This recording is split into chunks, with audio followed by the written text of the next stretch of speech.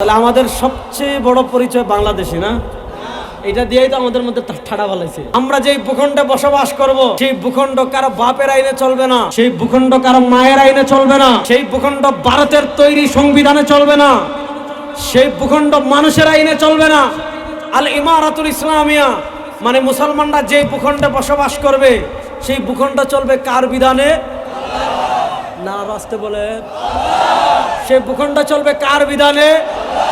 জুড়ে বলেন না, সেই ভূখণ্ড চলবে কার বিধানে? কারণ আমাদের ঈমান, শুনেন, তাহলে আমাদের সবচেয়ে বড় পরিচয় বাংলাদেশী না? এটা দিয়েই তো আমাদের মধ্যে ঠাড়া বালাইছে, বুঝেন না? এগুলা দিয়েই তো আমাদের মধ্যে কি ঠাড়া বালাইছে। কেমনে বালাইছে শুনেন। ইসলাম বলে খিলাফা। খিলাফা মানে কি? সারা দুনিয়ার সব মুসলিম রাষ্ট্র এক হবে, আর এই রাষ্ট্র যিনি পরিচালনা করবেন তার নাম খলিফা। রাসূলুল্লাহ সাল্লাল্লাহু আলাইহি ওয়াসাল্লামের পরে কি ছিল? খেলাফতের রাশেদা ছিল, তারপরে খেলাফতে উমাইয়া ছিল, আব্বাসীদের খেলাফত ছিল, সর্বশেষ আমরা অটোম্যান খেলাফত, উসমানী খেলাফতের কথা শুনেছি। 1924 সালে অত্যন্ত পরিকল্পিতভাবে সর্বশেষ খিলাফতের পতন হয়েছে। খিলাফতের পতনের পর থেকে পৃথিবীতে মুসলমানগণ অভিভাবকহীন হয়ে গিয়েছে। এজন্য আমাদের পাশে, আমাদের বাড়ির পাশে মুসলমান মারতেছে না গত এক সপ্তাহ ধরে। আমরা কিছু করতে পারতেছি? আমাদের বাড়ির পাশে মিয়ানমারে মারছে, আমরা কিছু করতে পারতেছি? কারণ মুসলমানদের কেন্দ্রীয় শক্তিকে তারা বিভক্ত করে দিয়েছে। শুনেন, পৃথিবীতে কত সংস্থা দেখবেন, বাংলাদেশের কোথাও যদি একটা পটকা ফুটলে দেখবেন, মনে করেন মন্দির হইল সাহেব প্রতাপ, আর পটকা ফুটছে এখানে। মন্দির হইল হাসনাবাদ, পটকা ফুটেছে এখানে। মন্দির হলো আপনার পাঁচদোনা, পটকা ফুটেছে এখানে, ককটেল ফুটেছে এখানে।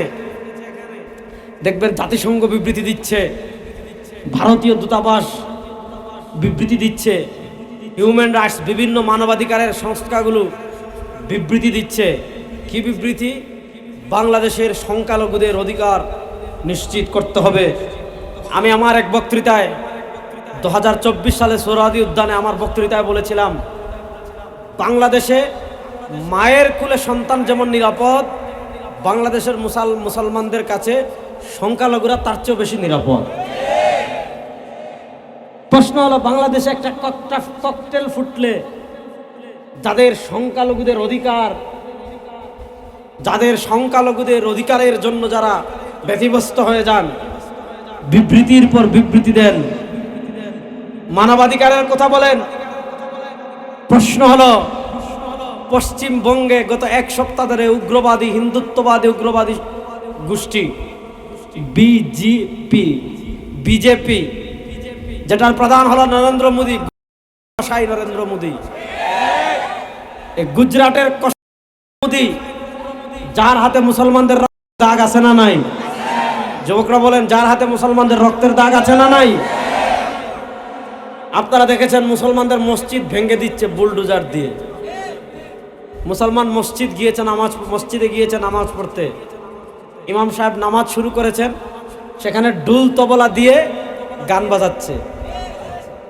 আপনারা দেখেছেন মুসলমানদের দোকান, বাজারে বেছে বেছে মুসলমানদের যে কয়েকটা দোকান আছে, মুসলমানদের দোকানগুলো ভেঙে দিচ্ছে, প্রকাশ্যে মুসলমানদেরকে হত্যা করছে, মুসলমান শিশুদের হত্যা করছে, মুসলমানদের নারীদেরকে রাস্তায় হেনস্থা করছে। প্রশ্ন হলো, পশ্চিমবঙ্গে বিজেপি ক্ষমতায় আসার সাথে সাথে মুসলমানদের বিরুদ্ধে যে সাম্প্রদায়িক দাঙ্গাগুলো হচ্ছে, প্রশ্ন হলো, এখন জাতিসংঘ কেন কথা বলে না? পৃথিবীর বিভিন্ন হিউম্যান রাইটস মানবাধিকারের কথা যে সংঘগুলো বলে, তারা এখন কথা বলবে না। কারণ পৃথিবীতে মুসলমানদের কোনো দাম তাদের কাছে নাই। এই দাম হারাইয়েছি আমরা আমাদের কারণে, দোষ তাদের না।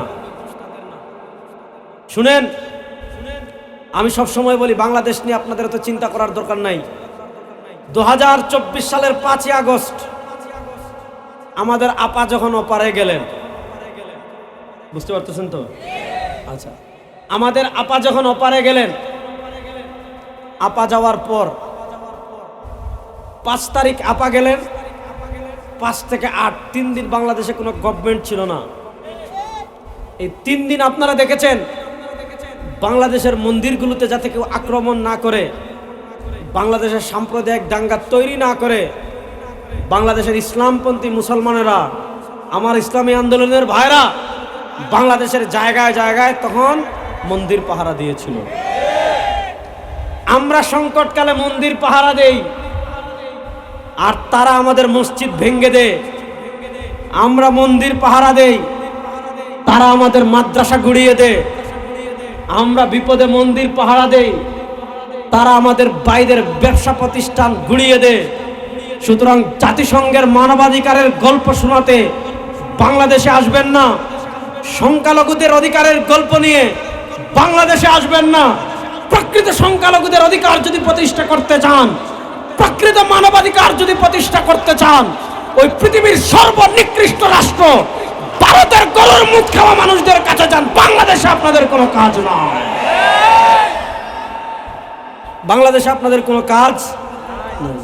এই যে বাংলাদেশের পৃথিবীতে মুসলমান, এটাকে বলে খিলাফা। মনোযোগ, সারা দুনিয়ার মুসলমানদের রাষ্ট্র হবে কয়টা? আর আসতে বলেন, রাষ্ট্র হবে কয়টা? এখন এটা তো সম্ভব না।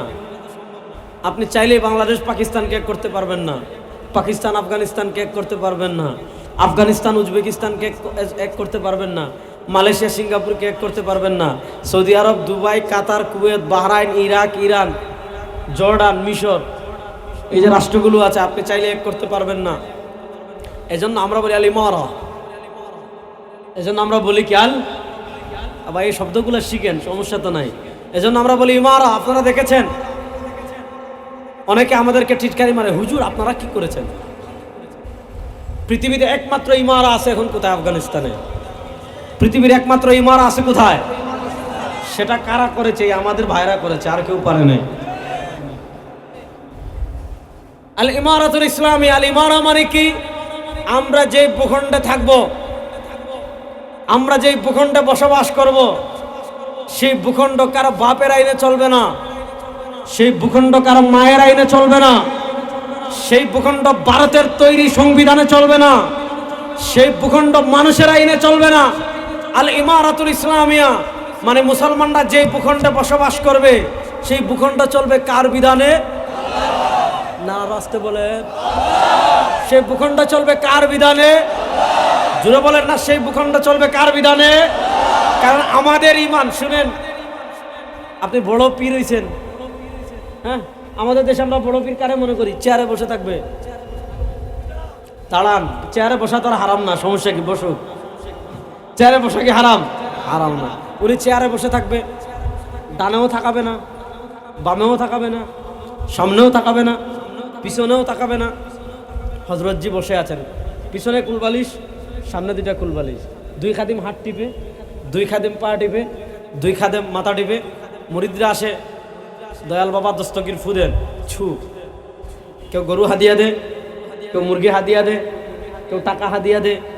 রাষ্ট্র ভেসে যাচ্ছে ধর্মনিরপেক্ষতায়, রাষ্ট্র ভেসে যাচ্ছে সেকুলারিজম, ধর্মনিরপেক্ষতায়, রাষ্ট্র ভেসে যাচ্ছে ডেমোক্রেসিতে, রাষ্ট্র ভেসে যাচ্ছে সোশ্যালিজমে, রাষ্ট্র ভেসে যাচ্ছে তাগুতে, রাষ্ট্র ভেসে যাচ্ছে গায়রুল্লাহ।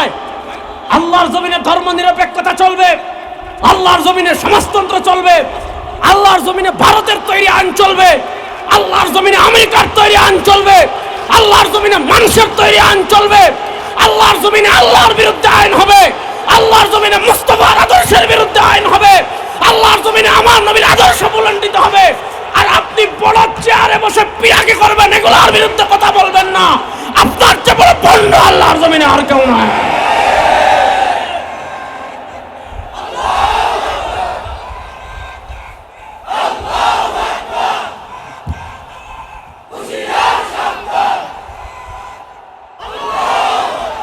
এজন্য শুনেন, আমরা বিশ্বাস করি এই পুরো আসমান জমিন যা কিছু দেখি সব কিছুর মালিককে। বড় আসতে বললেন, আমি বুঝলাম না। আসমান জমিন সূর্য চন্দ্র গ্রহ নক্ষত্র যা কিছু দেখি সব কিছুর মালিককে। আসমানের মালিককে, জমিনের মালিককে, সূর্যের মালিক, চন্দ্রের মালিক, বৃষ্টির মালিক, মাছের মালিক, সব কিছুর মালিক। এবারের উত্তরটা বুঝা দিয়ে, ক্ষমতার মালিক। ও আসতে কয়, ক্ষমতার মালিক। দেখেন, একটা হলো ইমান। ইমানে বিশ্বাসে যদি সামান্য পেশ লাগে, ইমান থাকে। কোরআন বলে কি, তাবারাকাল্লাযী বিয়াদিহিল মুলক। কোরআন বলে কুলিল্লাহুম্মা মালিকাল মুলক। কোরআন বলে সকল ক্ষমতার মালিক কে? আল্লাহ বলে। কোরআন বলে সকল ক্ষমতার মালিক কে? এখন কেউ যদি বলে সকল ক্ষমতার মালিক জনগণ, ইমান থাকবো? জোরে বলেন, ইমান থাকবে? সকল ক্ষমতার মালিক কে? দেখেন, পশ্চিমাদের রাষ্ট্রনীতি আর মুসলমানদের রাষ্ট্রনীতির পার্থক্য হলো এখানে।